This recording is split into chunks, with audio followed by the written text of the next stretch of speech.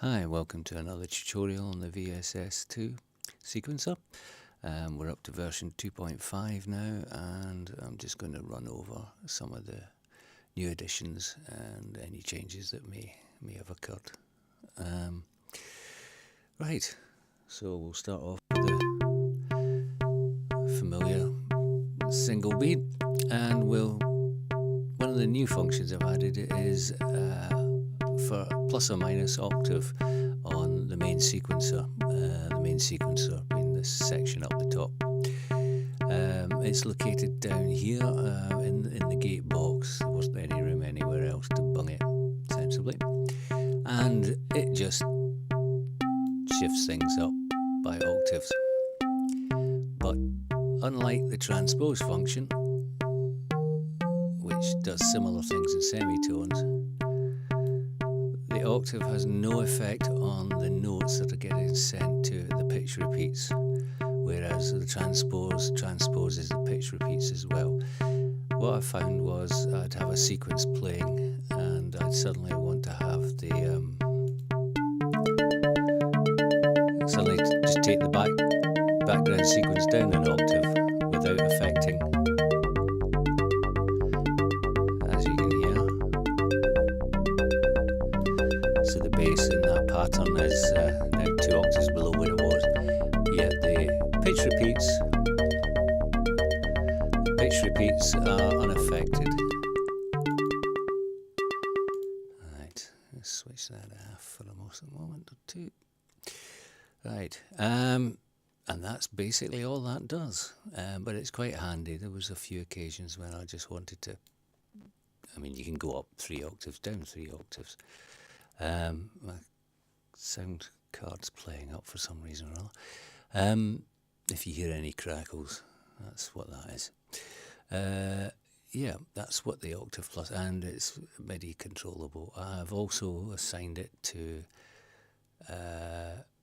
I'm trying to remember which ones it was. Yes, into the control lanes, but only on the red ones because I've run out of slots.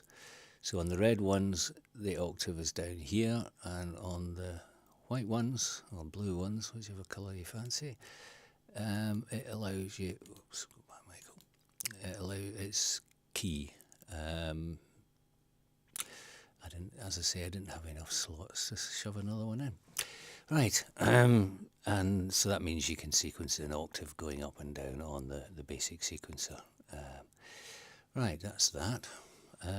The other functions I've added, I've completely rewritten the pitch repeats. They've morphed. They started off as a MIDI echo unit, and they've just evolved. And it got such a mess inside, I decided it was time to read. So in the process, I managed to add a few extra functions. Right, we'll just switch that on, get one of them playing. Right, at the moment we're just hearing the main sequence, so we'll just switch that off there, that's the easiest way. And we'll activate triggering pitch repeat 1 on step 1. I've tried to keep as much of it the same as it was, so it should behave exactly the same except for a few extra differences. The first main one is I've added the step button. Now, what that does is it misses it. You never got the first beat before because the first beat was always the actual sequencer. That was beat 1, and these were echoes, as it were. So now it's almost like a sub-sequencer. So the reason you switch it on and off, if I just put the main sequencer on again,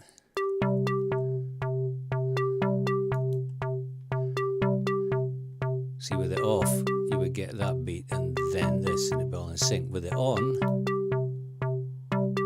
you get 2 notes played at that first beat, so you get a chord, as it were. And you should see it down here if you've got quick enough eyesight. So that makes them completely independent, other than the triggering and the initial triggering pitch that comes from the sequencer. Mainly when I was using different multi-channels, different channels. I suddenly found that I couldn't get the first beat of the bar, so that's been put in there. You can switch it on and you can switch it off.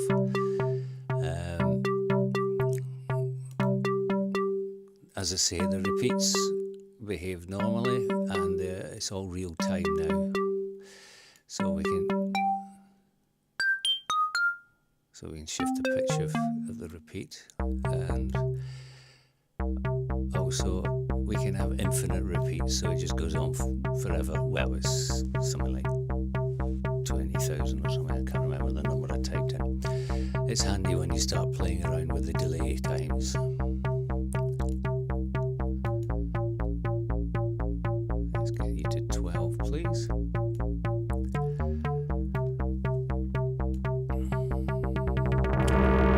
So these now work in real time, and we can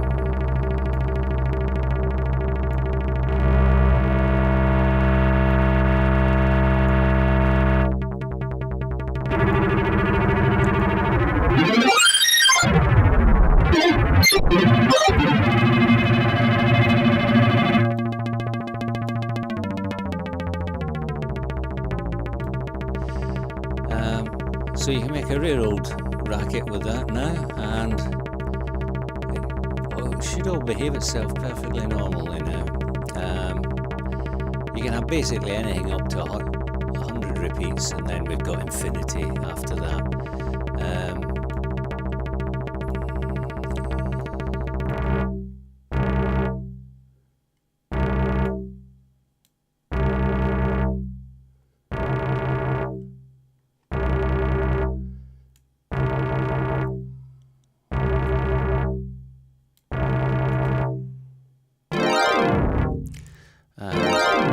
You can change the pitch with the LFO down here, P1 pitch.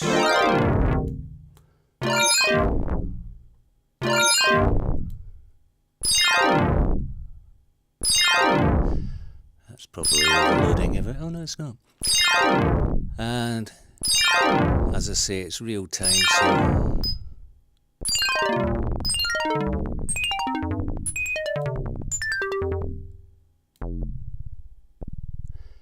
and you can right, let's switch that pitch off.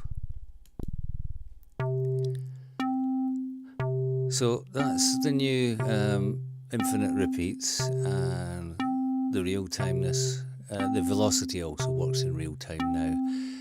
It used to have to wait till it re-triggered before it changed. You can notice the change, so that's it. I've also added a volume control, a MIDI volume on 7, mainly again for when you were using a different MIDI output channel. So you would maybe have this controlling one synth, P2 controlling one synth, and the main sequencer on another synth, 1, 2, and 3, for instance. So then by switching them on, it won't make any difference, because this little synthesizer is not set up to receive volume on controller 7. So what I've got is this one for each of the pitch repeats, and there's one for the main sequencer up here. They've all got the switch to switch them on and off. And then over here we've got the through channel, which has its own volume control. And now at the moment, if everything's all set to 1, which this is, then basically any of these volume controls will send volume out on channel 1. But if you had all 3 sections playing on different channels and you wanted to play your super solo on another channel, you assign the through to that other channel and adjust the volume. What else is there? Oh, I've fiddled about a bit up here with the graphics. I'm a bit dozy, me, and I kept getting mixed up which on button was related to which bit, so I've chopped it up so it should be a bit more visible. We've probably got some more modulation parameters in here. They've got 32 slots each, and I've filled them all now. I think there's one free on the yes. I couldn't make my mind up which one to make that work, whether to be step on or step off or a mono button, or anyway, we'll get there one day. Oh, the other thing I did was the pitch patterns on the repeats have now gone up to 32. Let's just get them both playing so you can see them going.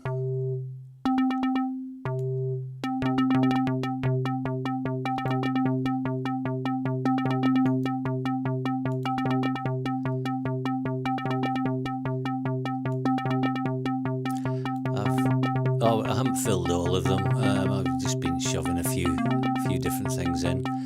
How far did I get? 18 up to, yeah, so 19 to, and they're a doddle to do. Let's just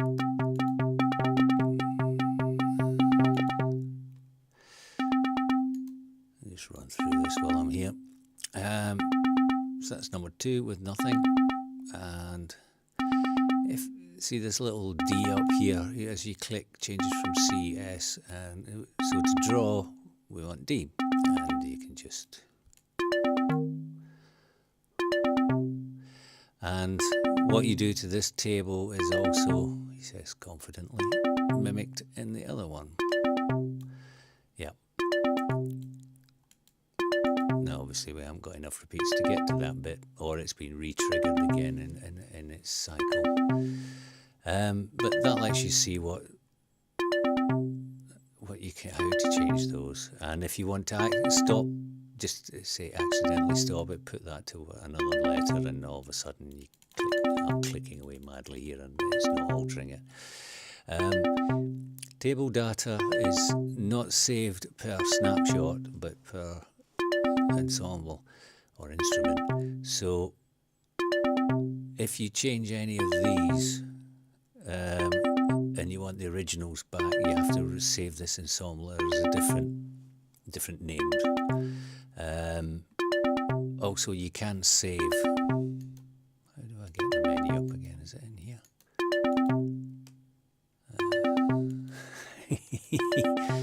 Live messing about. No.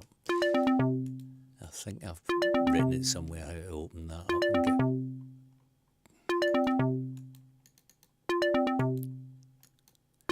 I thought you just clicked on it. Or is it one of these hold down the button jobs? No. Right, enough of this. You can save those tables if we're in edit mode. We go to pitch repeat. Function. Yeah, down here we have that's related to that table. The data's backed up with the module, but you can save and load new ones in using these commands up here. There's a way of bringing up a menu to do all that on the screen, but I've patently forgotten how to do it, but never mind. And, sequence logic's come to a conclusion. Well, that's probably about right too. 10 minutes. That's basically it, really. Okay, have fun, and I'll see you later. Excuse the crackles.